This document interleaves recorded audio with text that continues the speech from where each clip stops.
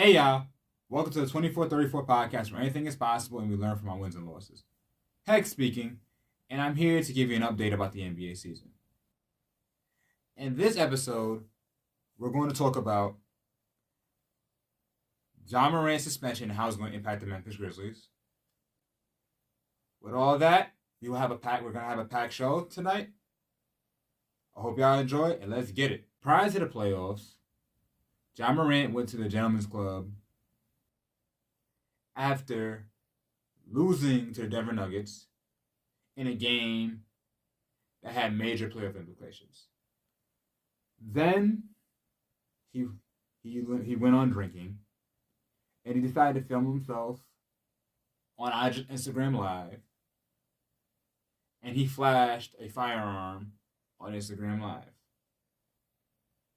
Team officials was later notified, and he was suspended from the team. Then he later received an 8-game suspension from the league. On a tour, he took accountability. He stated that how he had to develop, he had to grow and mature. He was eliminated from the playoffs by the Los Angeles Lakers. Then he goes to the media and says, I gotta grow up, I gotta do some growing to do, etc., etc., etc. During his off season, he was riding in the car with his boy, listening to NBA Youngblood, and he flashed a gun on his boy's Instagram story. Because of that, Ja Morant has officially been suspended for 25 games this season. So, okay. One of my pet peeves are wasted potential due to stupidity or repeated poor behavior, especially when something is common sense. So, when the first time he flashed his firearm in a nightclub, my original stance was to be worried about how the league was going to come down on the situation, because the last gun incident that we had was Gilbert Arenas, and he got suspended for 50 games, and Jarvis Crittenton got blackballed from the league. It was a dumb decision, but I understand when you mix alcohol with logic, you tend to make dumb decisions. Plus, everybody makes mistakes. I made a bunch, so I was not too mad about that. They ended up giving him an 8-game suspension. He seemed to move on with his life. He seemed to have learned his lesson. He stated that he learned his lesson, especially to Jalen Rose and all of the media members, etc. You're Ja Morant. You just signed for a $200 million contract, which you fumbled $45 million of it because of you not making an All-NBA team because of your suspension. Not to mention how much money is going to cost you for not making the All-NBA team this coming up season because you missed 25 games, and because of the new CBA, if you do not play more than 65 games, you're no longer qualified to make an All-NBA team. Not to mention, he lost money in brand deals such as Powerade and Nike. So it's frustrating to me because it seems like he just wanted to sit there and go from the NBA back to the hood. Like, I don't know what's going on with his circle.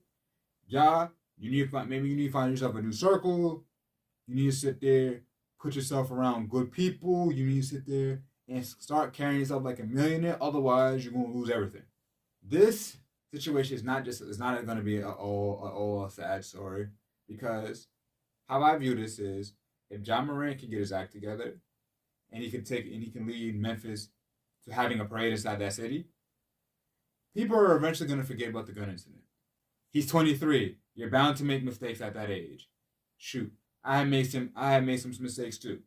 It happens to the best of us. Not to that extent, but hey, it's part of the growing is about making mistakes. Not to mention, there are a lot of NBA players who have done a lot worse who are getting no coverage because of it.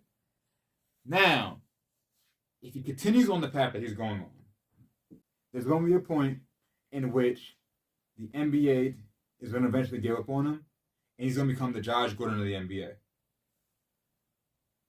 But I think it'll be a good redemption story for him, and I think he's made the right stuff, and I see him he's a good dude. So I genuinely think that he's gonna be able to bounce back from this. How does this impact the Grizzlies' regular season? So I think the core of Marcus Smart, Jaren Jackson, Desmond Bane, plus the pieces they got, like David Roddy, Kenneth Lofton, Luke Kennard, etc., etc., etc., would be a solid core, and they can help lead the Grizzlies to above 500 or above 500 records, so they can be 13-12, something like that, somewhere around there.